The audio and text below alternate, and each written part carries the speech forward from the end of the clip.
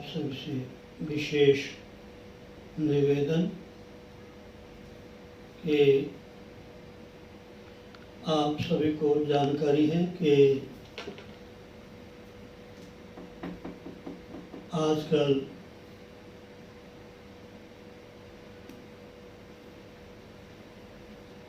श्रावण पक्ष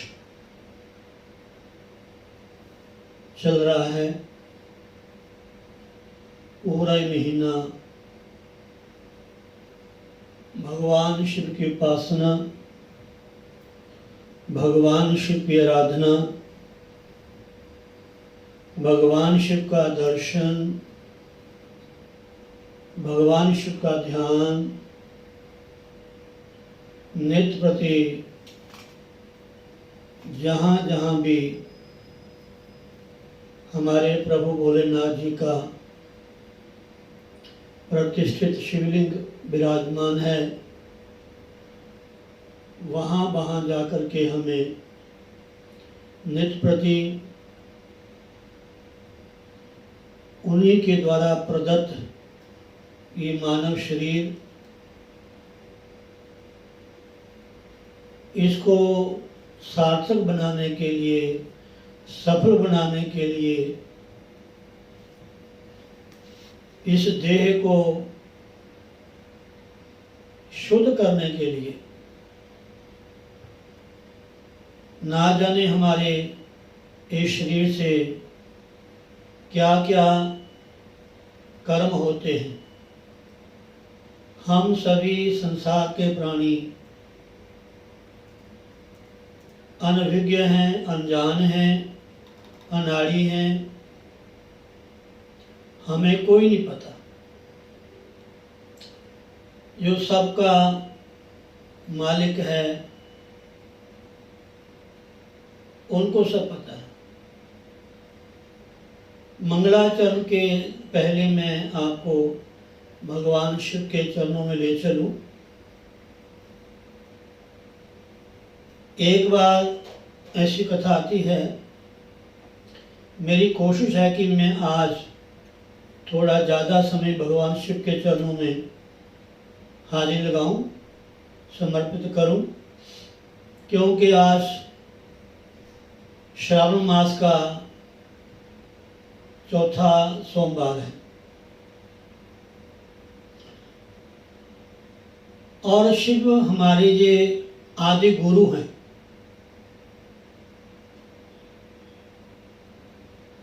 भगवान शिव जो हैं ये आदि गुरु हैं। ये एक ऐसे देवों के देव महादेव हैं, इनकी पूजा सबने की है, भले किसी रूप में की है इनकी पूजा। भगवान श्री राम जी हैं, भगवान श्री कृष्ण जी हैं, भगवती जगत जननी जगदम्बा है, जितने ऋषि मुनि संत महात्मा गुरुजन हो चुके हैं, उन सब ने किसी न किसी रूप में इनकी आराधना की है, तब उन्हें कुछ ज्ञान की प्राप्ति हुई है। ये सत्य बात है।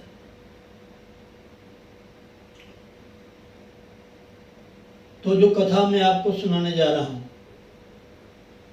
एक बार भगवान शिव और पार्वती जी भ्रमण कर रहे थे, और शायद पहले भी मैंने एक बार संक्षेप में आपको सुनाया था। हमारे बहुत ही अच्छे प्रवक्ता हैं महाशिवपुराण के व्यास रूप में, वो हर पुराण कथा का श्रवण करवाते हैं। वो एक बार कह रहे थे कि भगवान शिव और पार्वती की अलग कथा है। कहीं से जा रहे थे,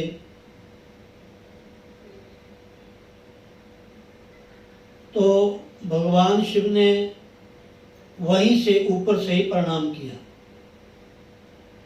जैसे रामायण में प्रसंग आता है कि जब शिव और पार्वती कथा, राम कथा सुन करके आ रहे थे तो रास्ते में भगवान राम जी का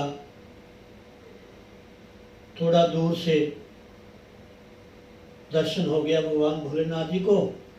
तो भगवान शिव ने मन ही मन जय सच्चिदानंद दिनेशा, जय सच्चिदानंद कह के ही भगवान शिव ने उनको दूर से ही प्रणाम किया। क्यों राम जी जो मृगा पुरुषोत्तम थे कुछ लीला कर रहे थे। क्यों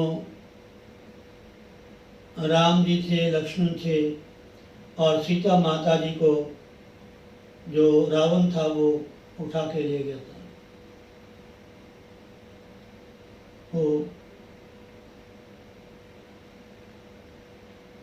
ऐसी कथा की है। तो दूर से भगवान शिव ने जय सच्चिदानंद कह करके भगवान श्री राम जी को प्रणाम किया। तो फिर वहाँ माँ ने थोड़ी शंका की कि जिनको सच्चिदानंद कह करके भगवान ने प्रणाम किया वो किसी नारी के लिए रुदन कर रहे हैं, वृक्षों से, लताओं से, जंगल के पक्षियों से पूछ रहे हैं, हा सीते, हा सीते, हा सीते। विरह पढ़ने वाला है, सुनने वाला है, लेकिन आम इंसान की बुद्धि में नहीं आने वाला। चाहे कितना उनका वर्णन करें, कितना अवलोकन करें, जब तक वो कृपा नहीं करते तब तक उनकी जो लीलाएं हैं, उनके जो चरित्र हैं, हम गा सकते हैं, सुन सकते हैं। जितनी हमारी बुद्धि है, जितना हमने गुरुजनों से पढ़ा है, वो औरों को सुना सकते हैं, लेकिन वहां तक पहुंचना बहुत मुश्किल।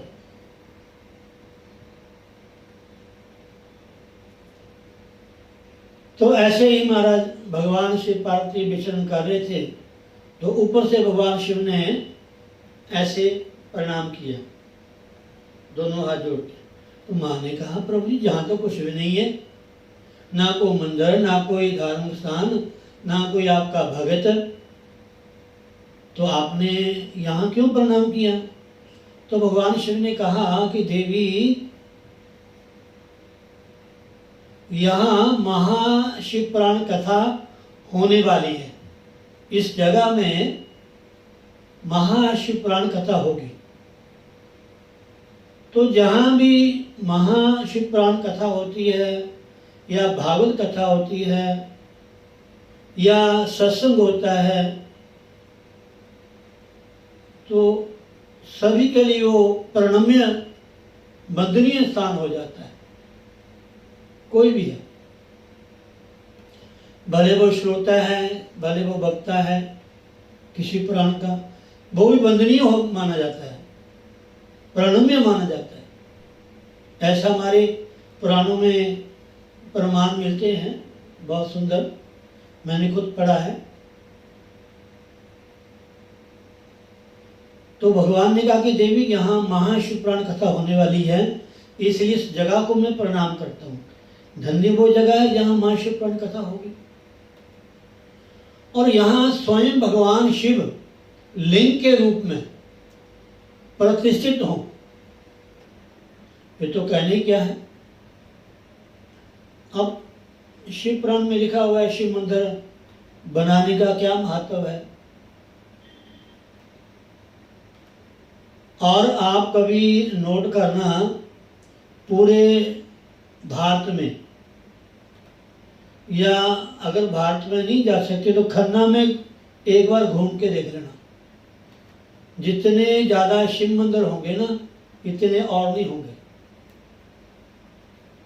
हर गली में, हर मोहल्ले में शिवलिंग की स्थापना, शिव की पूजा। और देखो पूरा महीना ये श्रावण का भी और फागुन का भी, ये 2 महीने तो इतने बढ़िया हैं शिव उपासना के लिए, बड़ा महत्व है। तो जब द्वारा वापस आए फिर भगवान ने प्रणाम किया, तो फिर माँ ने पूछा, तो भगवान ने कहा कि यहाँ शिव कथा हो चुकी, यहाँ महाशिवरात्रि कथा हुई थी, इसलिए इस जगह को मैं प्रणाम करता हूँ। बहुत सारी हमारे ग्रंथों में साखियाँ हैं, गुरुजों ने हमें अपनी लीला से, अपने जीवन साखियों से हमें अवगत कराया है। हम लोग पढ़ते जरूर हैं, लेकिन हम ध्यान नहीं देते, अमल नहीं करते। सुनते भी हैं, पढ़ते भी हैं और जानते भी हैं, ये नहीं कि नहीं जानते, लेकिन सबसे गलती के मानते नहीं है। बस हमारे शास्त्र कहते हैं, गुरुजन पहले श्रवण फिर मनन, पहले सुनो फिर उसके ऊपर प्रैक्टिकल या मन से चिंतन करो। उन कथाओं को जो आपने सुना है, जिन तीर्थों का नाम आपने सुना है, जिन ग्रंथों की कथाएं आपने सुनी हैं, उनको मन के द्वारा रिपीट करो, ध्यान करो। आज मैंने ये कथा सुनी, आज ये प्रसंग हुआ, ये भी सत्संग है। अपने इष्ट से, अपने गुरु से, उस भगवान से मन ही मन उनका चिंतन करना, उनकी चर्चा करनी। और मानसिक पूजा का तो बहुत ही ज़्यादा महत्व है महाराज। मानसिक पूजा का बहुत ही महत्व है। आज कोशिश है कि मेरी 1-2 सूत्र जो स्तोत्र हैं आपके समक्ष में रखूं, कि आज सोमवार है, श्रावण का चौथा सोमवार है, इसका बड़ा महत्व है। और इस महीने में पार्थिव पूजा का बड़ा महत्व है, मिट्टी का शिवलिंग बना करके।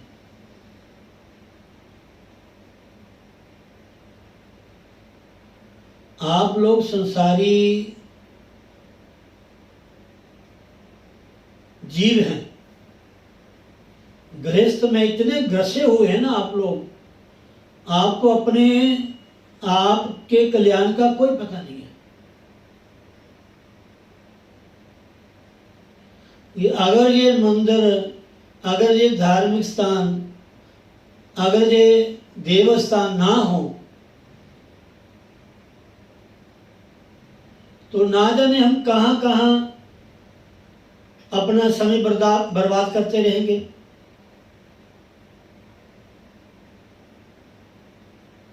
ये सत्य बात है। अगर ये धार्मिक स्थल ना होते, अगर भारत में संत ना होते, गुरुजन ना होते, तो आप विचार कीजिए, नोट कीजिए कि हमारा जीवन कैसा होता। और जहां नहीं है, ऐसे देश हैं, ऐसे यहां इतनी सुविधा नहीं है जितनी सुविधा हमें भारत में है। भारत भूमि में जन्म लेना महाराज एक बहुत पुण्य कर्म का फल है। जब मर्जी, क्या सुबह, क्या दोपहरी, क्या शाम, कोई भी टीवी चाहे आधी रात को ऑन कर लो, कथा चलती होगी, सत्संग होता होगा, कीर्तन होता होगा।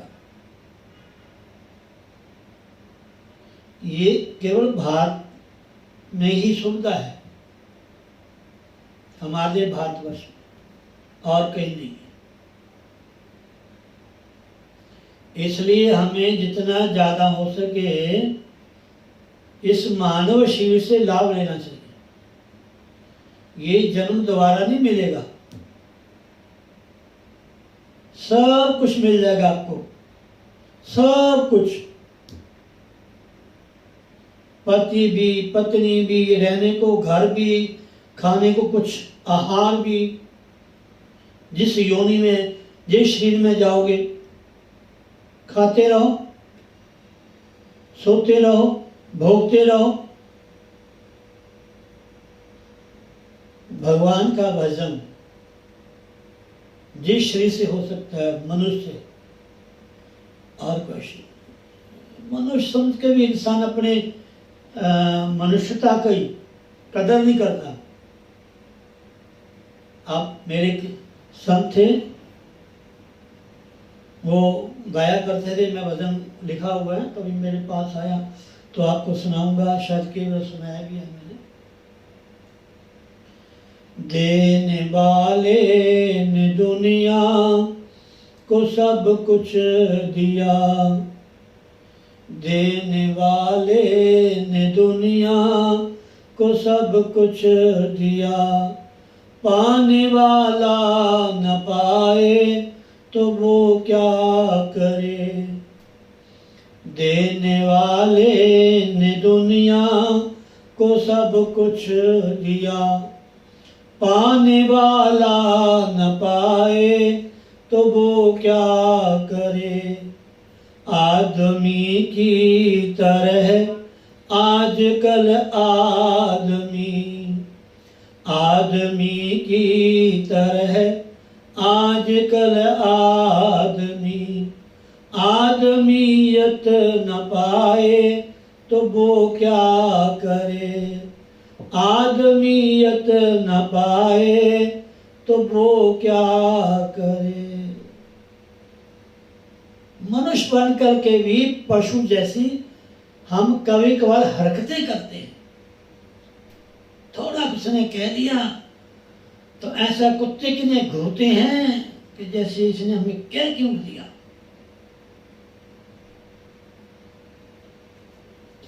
ये सत्य बात है। ये जो विकार है ना, ये जो हमारे थोड़ी सी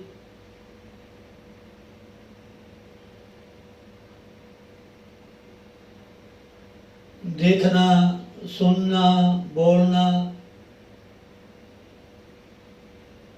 कभी कभार ऐसे दिखाई देता है कि जैसे पशु से भी गिरे हुए हम लोग हैं। सत्य बात है। इसलिए गुरुजनों के पास हमें रहना चाहिए। इसलिए पहले हमारे शरीर के 4 हिस्से हमारे जीवन के, अब मैं भविष्य पुराण पढ़ रहा था, मेरी इच्छा थी कि वो भी थोड़ा प्रसंग सुनाऊं आपको, लेकिन आज सोमवार है, मैं भगवान शिव के पास ही रहूंगा, कोशिश हमसे लग ना जाऊं मैं।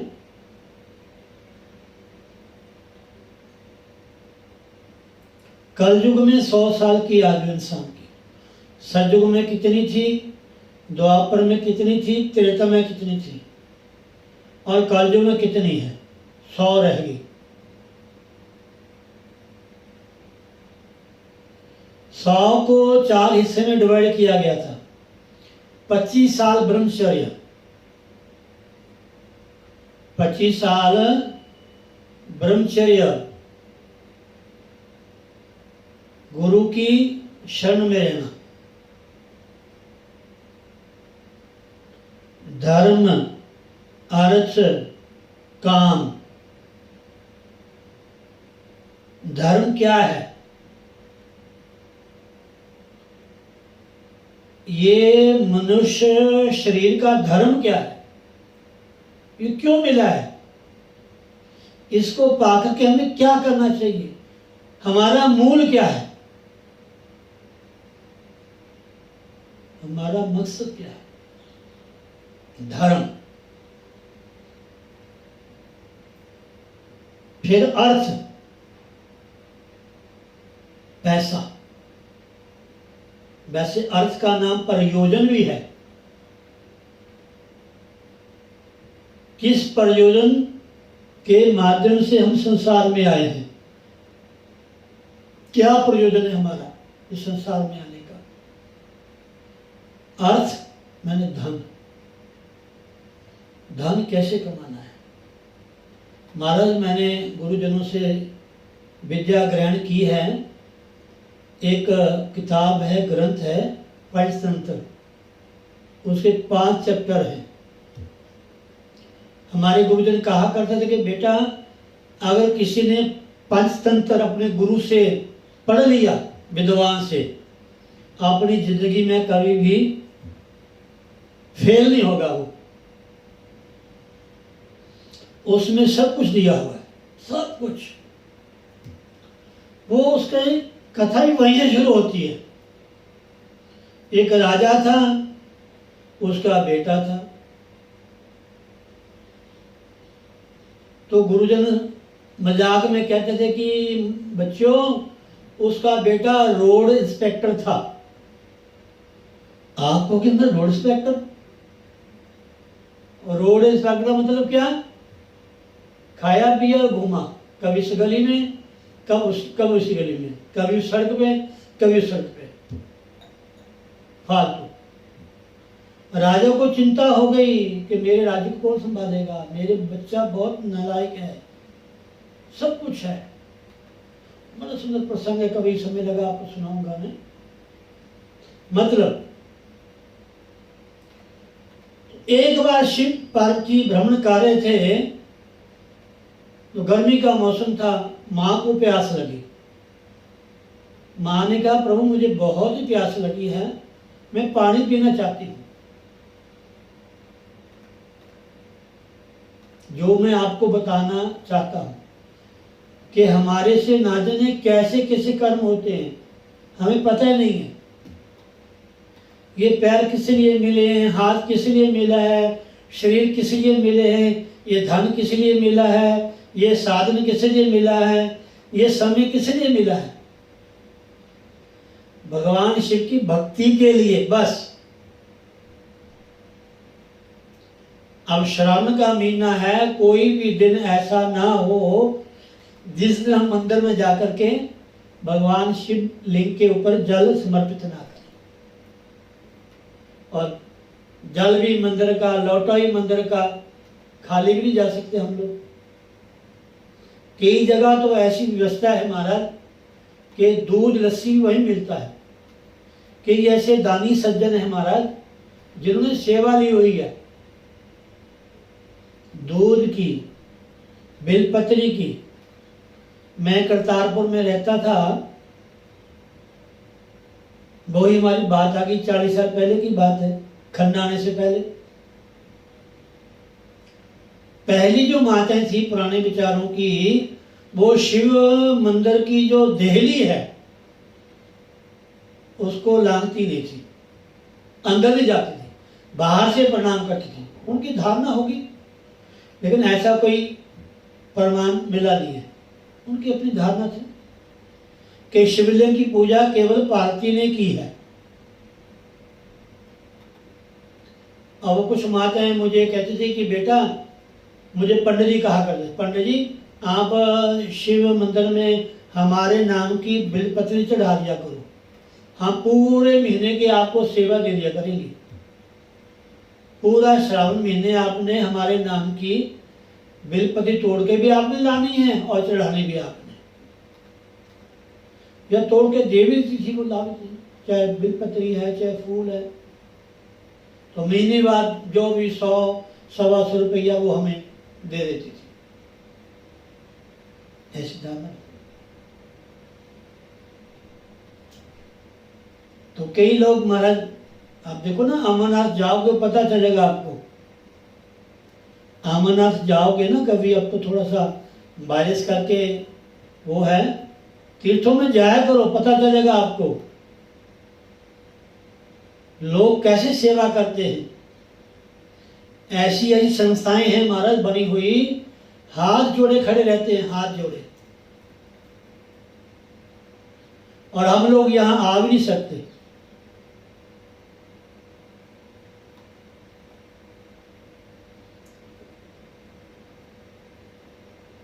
सेवा बिना भाग्य से नहीं मिलती महाराज।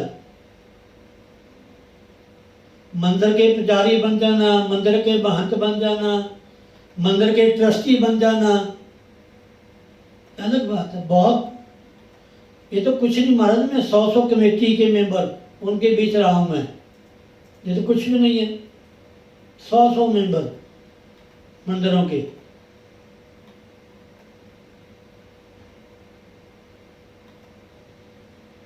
बिना भाग्य के भगवान की भक्ति सेवा नहीं मिलती महाराज। कितना गाते रहो, कितना सुनाते रहो, भगवान सब जानते हैं तुम कहां बैठे हो, तुम्हारे मन में क्या है।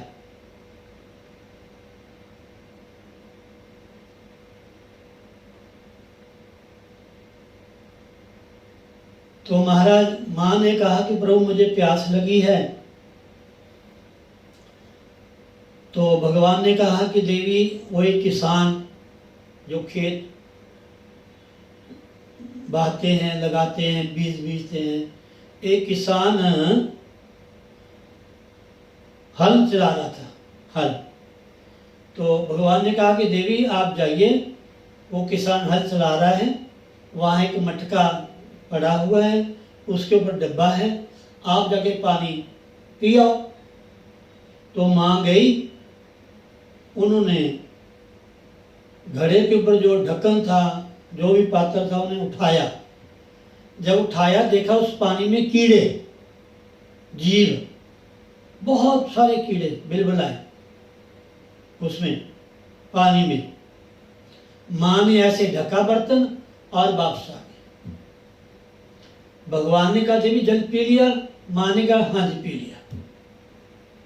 फिर बहुत समय के बाद वही मौसम, वही जगह, वही किसान, वही घड़ा मटका, वही बर्तन। फिर माँ ने कहा कि प्रभु मुझे प्यास लगी है, मैंने पानी पीना है। तो भगवान ने कहा देखो देवी, वो किसान फसल काट रहा है, पहले हल चला रहा था, बैल जोते हुए थे, और जब दोबारा भगवान फिर आए तो वो फसल काट रहा था। तो भगवान ने कहा देवी जाओ जल ग्रहण करो। माँ फिर गई। माँ ने जैसे घड़े का ऊपर जो बर्तन था उसको उठाया तो देखा इतना निर्मल पानी, इतना निर्मल पानी कि महाराज बहुत ही शुद्ध पानी। माँ फिर आई और भगवान ने क्या देवी जल पिए? कहते हाँ महाराज पिया। जब कैलाश में चले गए तो फिर माँ ने पूछा कि प्रभु एक मैं आपसे पूछना चाहती हूँ। कहते बताओ। माँ ने कहा कि प्रभु जब हम पहले उस जगह से गए थे, वो किसान हल बा रहा था, उसके घड़े में जो भी पाता था उसमें जल था। तो जब मैं पहले जल पीने गई तो उस जल गदला था, उसमें जीव थे। अब जब दोबारा मैं वहां गई, वही किसान, वही घड़ा, वही सब कुछ, लेकिन उस वक्त किसान फसल काट रहा था और वो जल निर्मल था। प्रभु ये क्या कारण? मेरे समझ में नहीं आया। भगवान ने कहा देवी जब किसान हल बाता है ना, हल जोतता है, हल जोतते समय उसके हाल से जो मिट्टी दाहिने बाएं गिरती है ना, उससे कई जीव मरते हैं। तभी कहते हैं ना, घर में झाड़ू लगाना, घर की सफाई करना, दाल को साफ करना, सब्जी को धो के गर्म पानी में उबाल के, आजकल तो कुछ माताएं कहती हैं, कुछ कहती हैं महाराज जी आज तो असि गोभी की सब्जी बनाई है, मटर बनाए हैं। मैंने कहा ना, मैंने नहीं आपके हाथ से खाने। नहीं महाराज जी हमने बढ़िया धो के उबाल के। अब कई बार तो बच्चों कहते हैं शर्त लगा लो, 10 रुपये दूंगा आपको जो कीड़ा निकाल देगा। कई बार ऐसा हुआ बच्चों के साथ मेरा। मैं ऐसी चर्चाएं बच्चों से करता रहता हूं। साफ नहीं करते महाराज जी, सब्जी मनिया करते हैं, ध्यान कहीं होता माता बहनों का, ध्यान नहीं होता उनका। सब्जी जो दाल है या चावल है या कोई भी चीज है, एक हमारे बहुत साल की बात है, बहुत पुरानी माता बुजुर्ग होती थी, यहाँ सेवा करती थी। उसने एक बार किया, यहाँ चावल धर दिए उबालने के लिए। अच्छा, वो आते कम ही थे, थोड़ी देर आए, थोड़ा आटा गूंदा, किसी ने रोटी बनाई, किसी ने चावल बनाए, बना के चले जाते थे। इतना तो कम रुकते थे।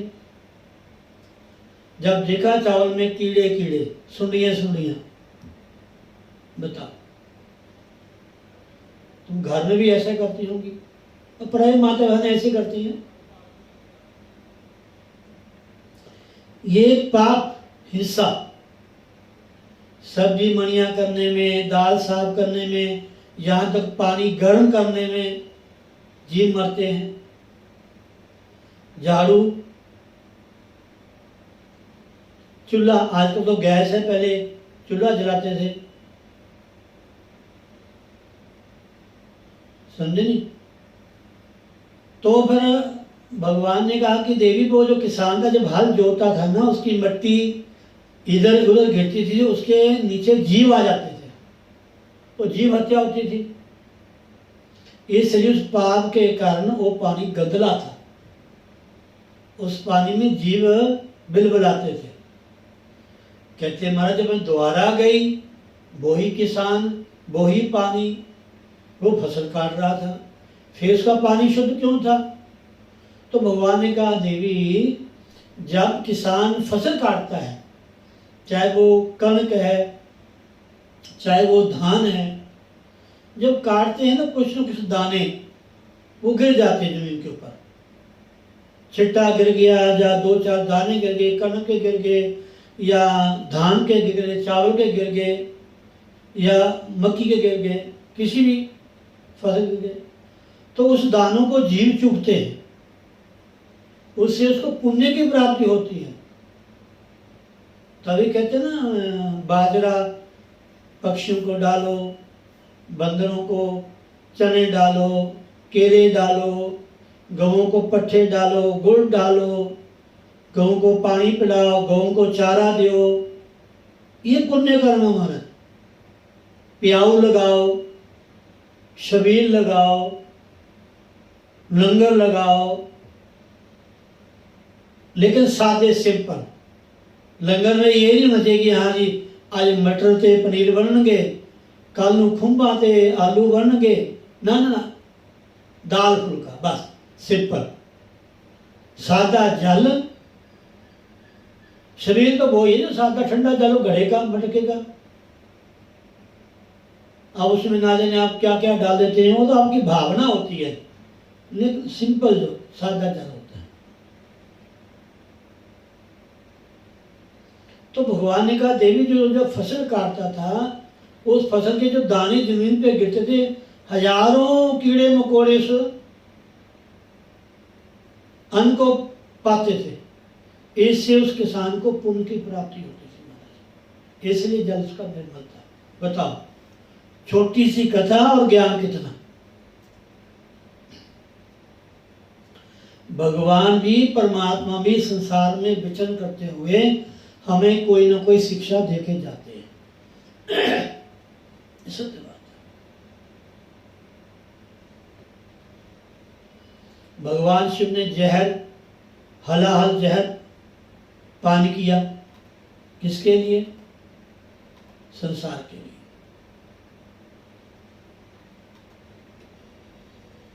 भगवान भी अवतार लेकर के गुरु धारण करते हैं, साधनाएं करते हैं, तपस्या करते हैं, नाम जपते हैं, हमारी तरह सब काम करते हैं, हमें बताते हैं कि जीवन में आकर के आपने कैसे साधना करनी है, जहां से आप आए हो वहां आपने कैसे पहुंचना है।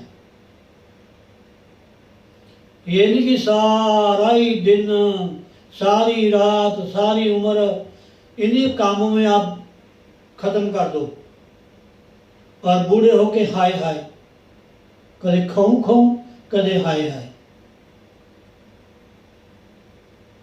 ऐसा ही होता बुढ़ापे में। जवानी में जब तक है जोश जवानी, बिगड़ी सब बात बनानी।